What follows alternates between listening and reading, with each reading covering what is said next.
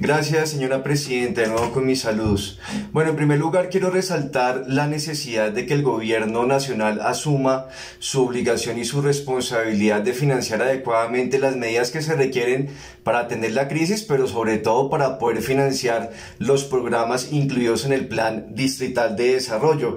Y llamo la atención en esto, colegas, porque recuerden que en la crisis de 1999, uno de los resultados fue que el gobierno de Pastrana en ese momento hizo un recorte a las transferencias, quitándole a las entidades territoriales una buena parte de los recursos, reforma constitucional que luego fue prorrogada por el gobierno de Álvaro Uribe Vélez, y entre esos dos recortes a las transferencias, por ejemplo, en materia de educación se recortaron alrededor de 80 billones de pesos de recursos que el gobierno nacional tenía que transferirle a las entidades territoriales. Esto además hay que sumarle el decreto 444, en donde el gobierno de Iván Duque le quitó recursos a las entidades territoriales, cerca de 12 billones de pesos del Fondo de Ahorro y Estabilización, que son recursos de las regalías, y se los apropió. De ahí la necesidad de que las bancadas nos unamos. Creo que en esto podemos coincidir varias, a excepción de la bancada del Centro Democrático, en exigirle al gobierno de Iván Duque que financie adecuadamente y haga las transferencias necesarias.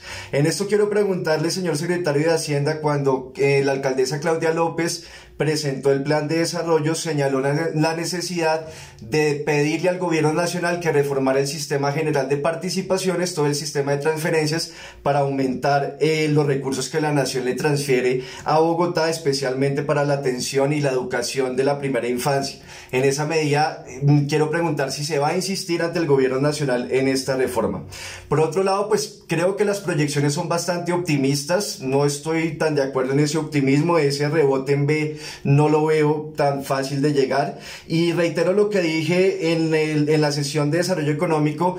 Veo a la administración muy optimista con el tema de la infraestructura. Aquí ya hay un estudio reciente de la Secretaría Distrital de Planeación que señala que el efecto de la inversión en infraestructura sobre el PIB de Bogotá es prácticamente nulo, así que, como ha planteado el Polo Democrático Alternativo, creemos que hay que reorientar gasto que se va a destinar a obras y que podría ser más eficaz en otros asuntos. Celebrar las diferencias importantes frente al plan de financiación de la pasada administración de Enrique Peñalosa: no privatizaciones, no enajenación o venta de empresas públicas, todo lo contrario, el fortalecimiento de las empresas públicas. Esto es un punto bien importante, y también es un acierto haber desistido de esa nueva valorización.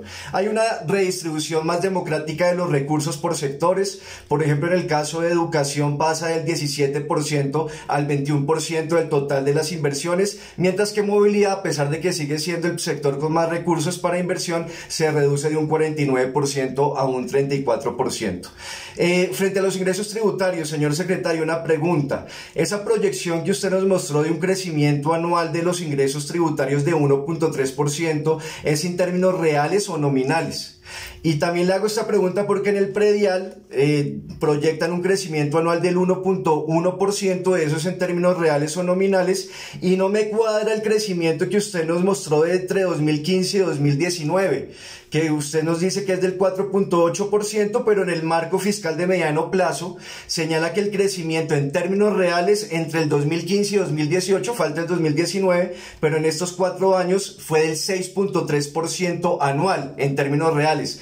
Me gustaría que me explicara, digamos, esa diferencia en las cifras. Yo creo que hay que insistir o ser más agresivos con el tema de los ingresos por plusvalía. Es un tributo mucho más progresivo y que, digamos, responde a los altísimos ingresos del negocio de la especulación de inmobiliaria y de la renta del suelo urbano.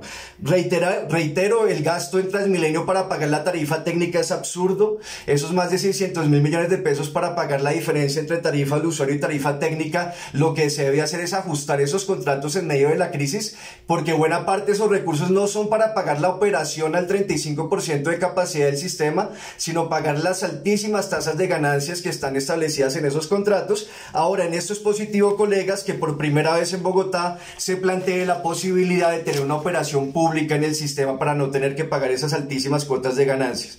Finalmente, frente a las alianzas público-privadas que desde el Polo hemos planteado nuestro desacuerdo, usted nos mostró una serie de proyectos de alianzas público-privadas en espacio público y en vías, pero es el artículo 46 que nosotros hemos cuestionado, plantea alianzas público-privadas para infraestructura en salud y educación. Si no están dentro de los 6 billones, pues no deben estar en el artículo 46 contempladas esas APPs para salud y educación. Muchas gracias, señora presidenta.